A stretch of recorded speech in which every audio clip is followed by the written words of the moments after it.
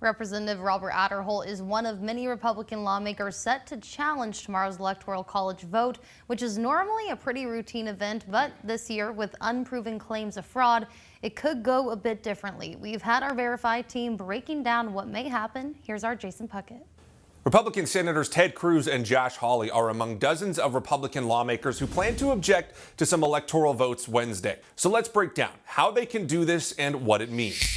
Our main source is the Electoral Count Act of 1887 and multiple Congressional Research Service reports. So the Electoral Count Act of 1887 gives all members of Congress a way to object to electoral votes. If at least one member from the House and at least one member from the Senate agree to an objection, it forces the House and Senate to debate the vote. They have 2 hours to debate and vote on each objection. An objection only succeeds if both the House and Senate agree. So what will likely happen Wednesday? Well, Republicans in the House and Senate have already said they'll object, but it's unlikely those objections will go anywhere because of the current setup of Congress. Namely, Democrats hold a majority in the House and are unlikely to approve of an objection. So what about Vice President Mike Pence? The president tweeted Tuesday that Pence can, quote, reject fraudulently chosen electors, but that's false.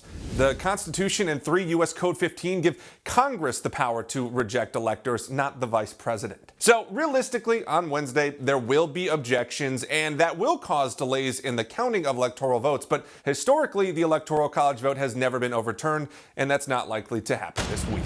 With your Verify, I'm Jason Puckett.